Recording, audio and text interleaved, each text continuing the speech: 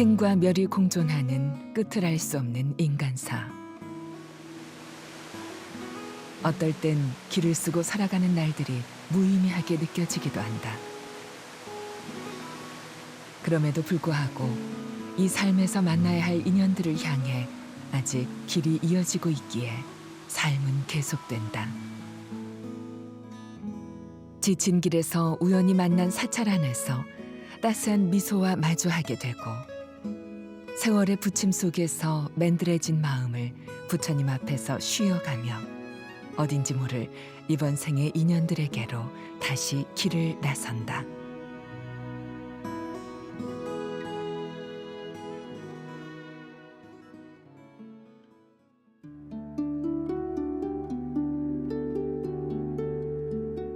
충청북도 괴산 보계산.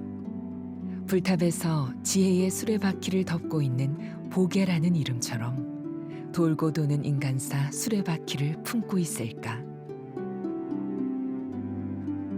보계산 정상에서 마을로 내려오는 골짜기에 천년 고찰 각연사가 있다.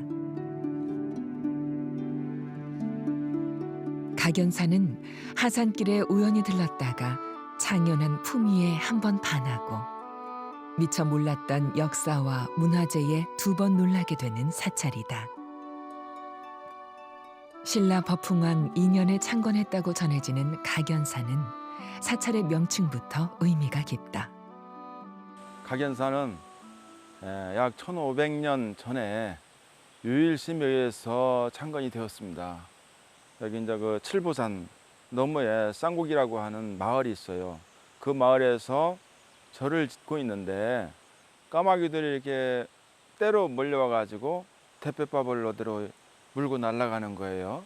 그래서 이것을 기이하게 여긴 유일스님께서 이 까마귀 떼를 쫓아서 이곳에 당도를 했습니다. 이곳에 그때 당시에 연못이 있었다고 그래요. 그 까마귀들이 떨고 간 그 대패밥을 주장자를 이렇게 헤쳐보고 나니까 그 안에 그 돌부처님이 빙그레 미소를 머금고 있는 거예요. 안에 들이는 부처님을 보는 순간에 큰 깨달음을 얻었다 해서 깨달을 각자 연못 연자를 써서 각연사라고 이름이 붙여져 있습니다. 연못이 있던 자리에서 푸른 나무들과 어우러져 열애의 깨달음을 아름답게 표현하고 있는 각연사의 비로전. 지금의 비로전 건물은 조선 후기에 지어졌지만 기단과 주춧돌은 창건 당시인 신라시대 석재 그대로다. 비로전의 석조 비로전합을 좌상은 오랜 시간이 지났어도 온전한 모습인데, 각연사의 이 불상은 통일신라시대 독자적으로 발달하기 시작한 불교 문화를 연구하는 데 중요한 자료다. 우리가 이제 독자적으로 불상을 만들어서 봉안하고 있는, 그러니까 불교 교학이 그만큼 발달했고 사상이 발달했고 그걸 뒷받침할 수 있는 불상을 조성할 수 있는 기술력, 그다음에 예술성, 이런 것들이 이제 겸비되었다라는 거를 증명해 준다는 점에서 굉장히 중요합니다.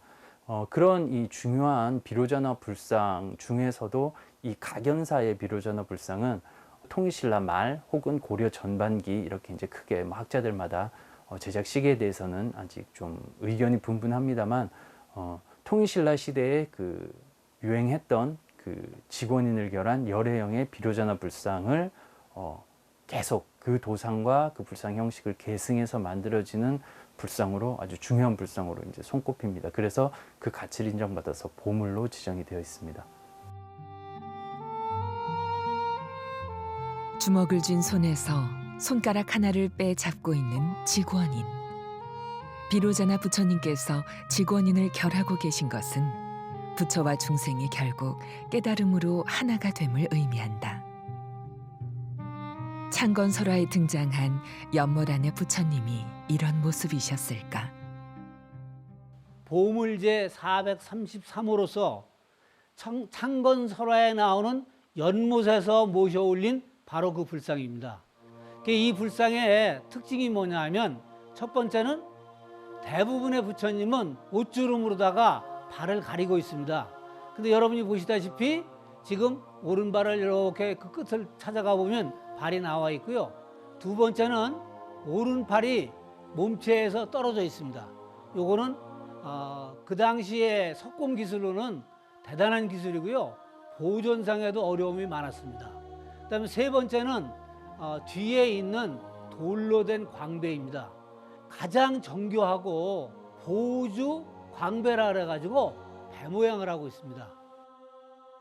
표면에 9구의 화불을 조각해 놓은 광배의 뒷면에는 특히 불상을 새긴 가마 형태의 연이 조각되어 있는데 이는 우리나라에서 각연사의 불상이 유일한 예로 석가모니 부처님의 수레이거나 보탑의 의장으로 추정된다. 통일신라 시대의 전형적인 팔각 연화 대자는 불상 조각의 화려함을 극명하게 보여준다. 한 장의 돌로 이루어진 지대석 위에 복년 문양 등 다양한 조각이 눈에 띄는 하대석이 있고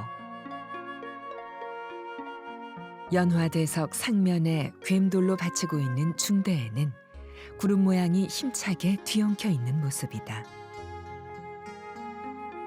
엉켜 있는 구름들 사이로 자세히 들여다보면 사자 형상을 한 7마리의 동물들이 각양각색으로 자리 잡고 있는 것을 발견하게 된다. 이처럼 각연사의 석조 비로전합을 좌상은 화려하지만 넘치지 않으며 비어있는 듯하지만 모자람이 없다.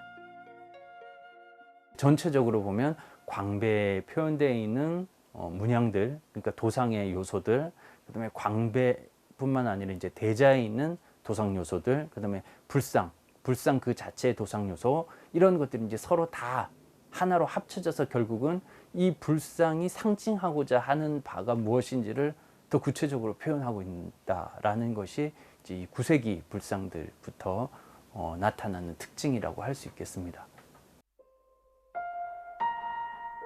각연사 도량에는 350년 동안 함께한 보리자 나무 한 그루가 서 있다. 나무 아래서 상념에 잠겨보면 신압으로 깨달음이 마음으로 스며들까. 각연사 가는 길 박병화. 세속의 고단함을 지나 극락정토길이 저리 빛날까. 세상 끊긴 인연 저승길이 저리도 맑을까. 넘고 처진 많은 욕심 할 일 없이 꿰고 살다 이제사 자밤자밤 피한 길을 가는구나.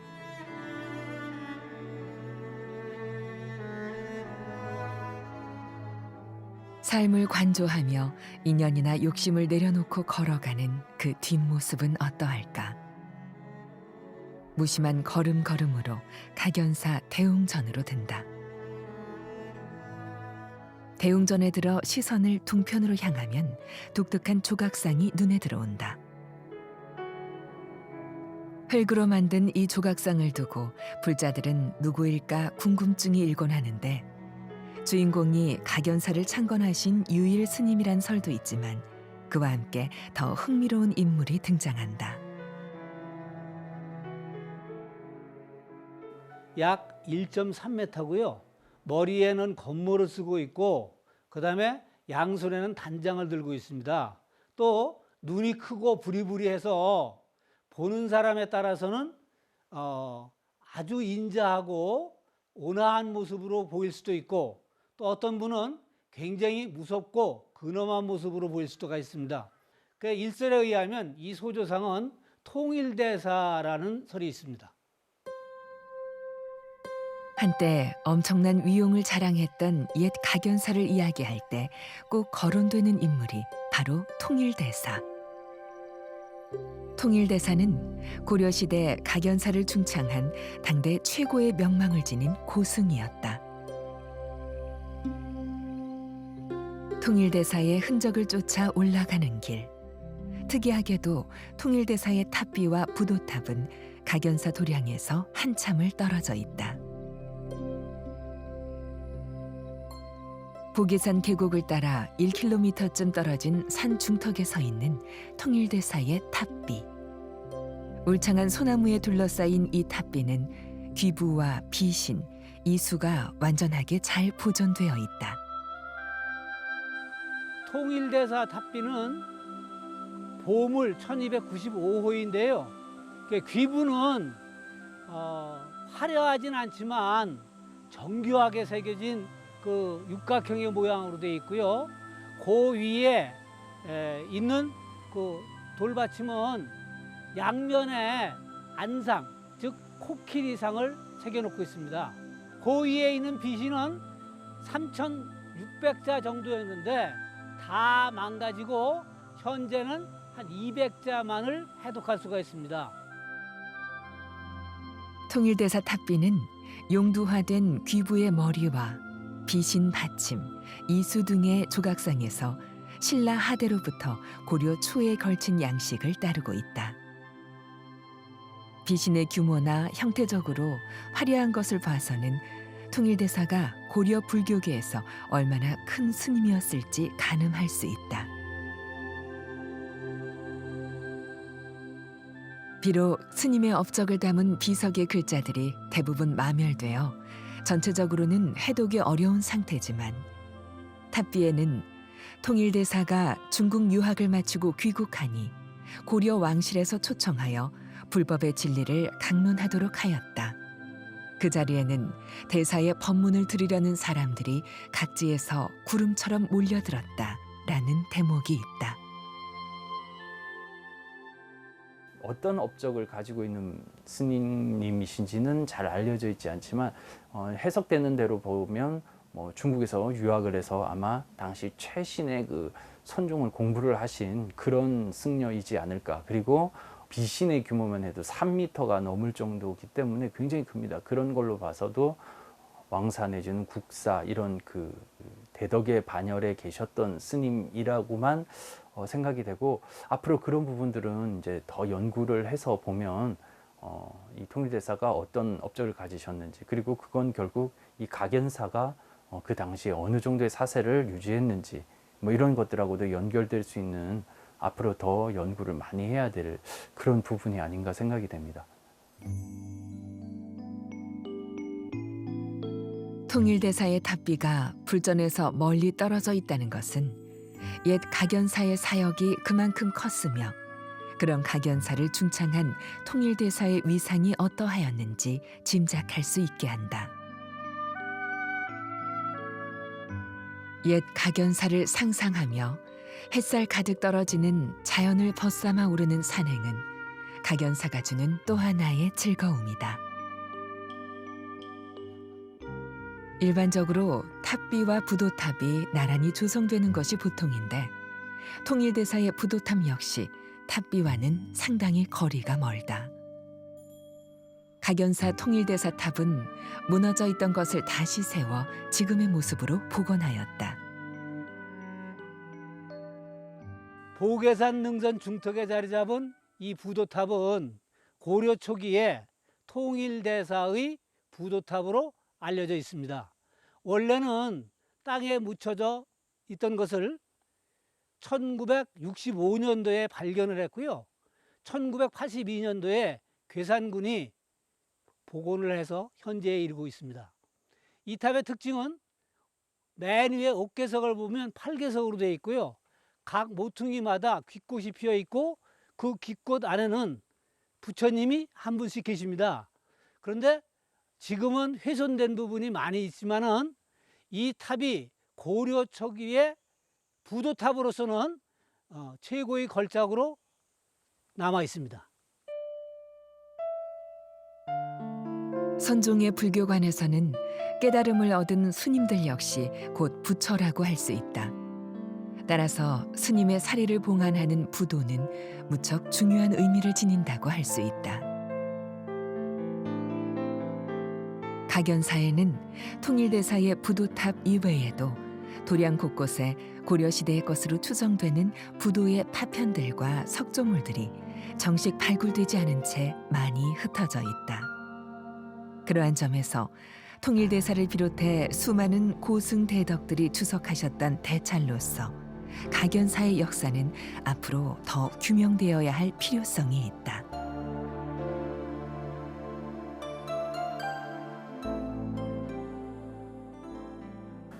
불교계에서 큰 인물이었고 승직을 하고 있었고, 그렇기 때문에 이 왕이 이 열반에 들고 나면 탑의 이름 이런 것들을 다 정해서 이 중앙 정부에서 내려보내는 시스템이거든요. 그리고 거기에 맞춰서 이제 장인들이라든지 이런 것들도 같이 파견을 하고, 그 당시 고려 전반기의 다른 그 승려들의 부도에 비해서 규모도 있고 조각도 뭐 비교적 좋은 편에 속한다고 할 수 있습니다. 통일대사님의 탑비가 여기서 약 1km 정도 동쪽으로 떨어져 있습니다. 그리고 거기에서 다시 1.2km 정도 가파르게 칠보산 쪽으로 오르다 보면은 칠보산 정상이 보이고 각연사가 보입니다. 그 자리에 통일대사님의 그 부도탑이 모셔져 있습니다. 이렇게 멀리 떨어져 있는 것은 고려의 왕실의 번영과 불교의 번창을 위해서 아마 비보사상에 의해서, 산천 비보사상에 의해서 탑비와 부도탑을 모셔놓지 않았나, 그런 생각이 듭니다.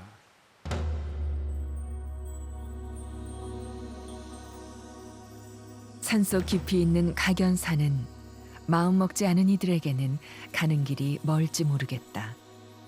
어쩌면 산행길에 우연히 들렀다가 청량한 목탁 소리와 맑은 기도 소리 때문에 더 오래 머물고 싶어질지도 모른다. 만나게 된 이유가 어떻든 각연산은 잔잔한 여운을 남기는 천년 고찰임에 분명하다.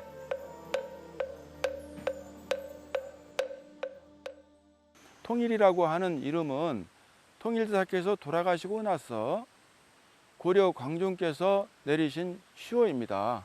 그렇기 때문에 그 이전에 이분의 그 본명을 정확하게 알 수가 없으니 이 부분에 대해서 역사적으로 이분을 고증할 수 있는 그런 자료가 좀 부족하다. 그래서 좀 더 많은 연구 조사가 좀 필요하다고 저는 생각을 하고 있습니다.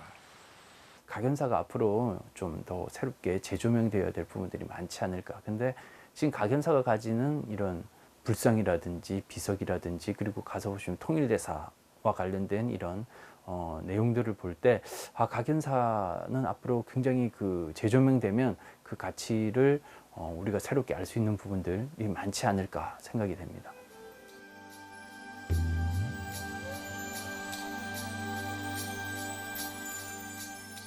멀리 아득히 바라보지 않으면 결코 볼 수 없는 것들이 있다. 아무리 아름다운 빛이라도 너무 가깝게 다가서면 오히려 까마득해진다. 소중한 존재는 때로는 멀어지고 가벼워져야 비로소 진면목이 보이기 시작한다. 산속 깊이 있고 아직은 밝혀지지 않은 것이 더 많아서 더 알고 싶어지는 천년고찰 각연사. 날선 마음이 무뎌지고 무너져 비로소 그 안에 든다는 어느 시인의 고백처럼 가끔은 깎이고 떨어져 나간 각연사와 마주해 보면 어떨까.